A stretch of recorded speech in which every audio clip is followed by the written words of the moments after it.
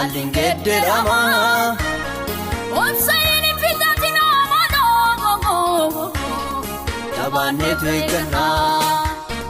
Nama waaqayyo farriin darbaa Ammam yoo miidhamee Ijawaan duraa badee hundaa Dachaa iddoo buufamee Sichi jaana qanneetu Yanuu beela baafnaa Yoo arranoo hin mijaannellee ta'e guyyaa isaa eeggannaa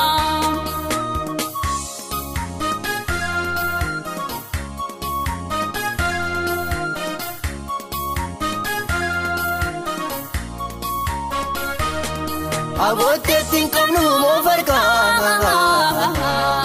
Kumbisaan imannaa Jiraachuun keenyas amantiin Hedduu lakkaawannaa Gatamnee moggaa lafaa teenyee Yommuu gaafatamnu Barcuma ulfinaa himannaa Saboor irra teenyu Haala waan argineef miti kanas kan eeggannu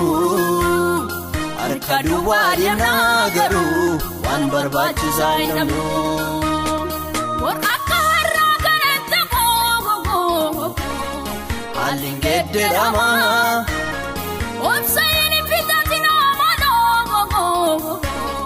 Tabaanee tueeggannaa Nama waaqayyo farriin darbaa Ammam yoo miidhamee Ijawaan duraa badee hundaa Dachaa iddoo buufamee Sichi jaana qanneetu Yanuu beela baafnaa Yoo arranoo hin mijaannellee ta'e guyyaa isaa eeggannaa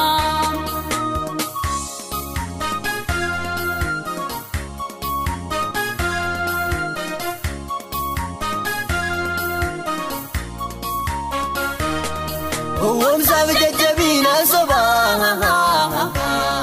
Waan baay'ee ilaallaa Dhoksaan saanuuf galaam yoo biyyuu Wanti aduu jalaa Maaloo machi kun maaf roora'aa Bu'aa biyya lafaa Garaan keessan haa jajjabaatu Kiristoos ni dhufaa Inji imimmaanii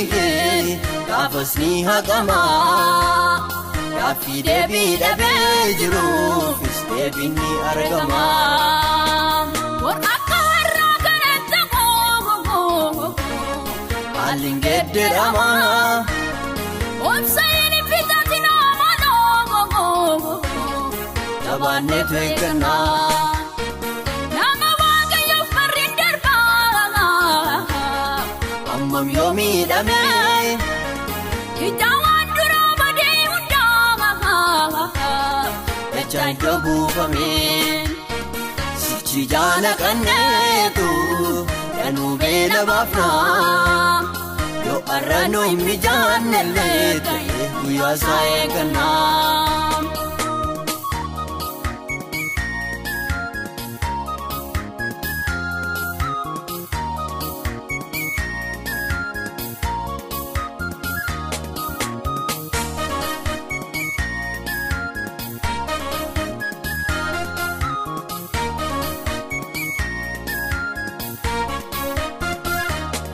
Borfiroota baay'ee argannaa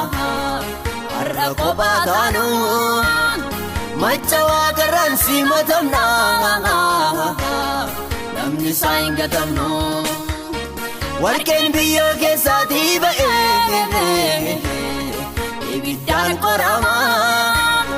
Sana keessa darbuusaa booda Amartiif maramaa Rakkina keessatti dhoksaa baay'ee barraa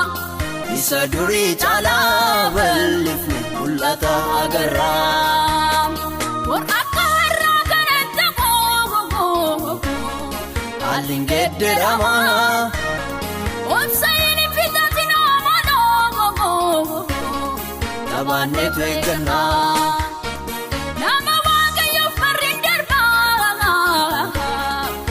Ammam yoo miidhame Hidhaan dura badee hundaa Ejaan yoo buufame Sichi jaala kanneetu Yanuu beela baafna Yoo arranuu mijaanellee ta'e guyyaa isaa eeganna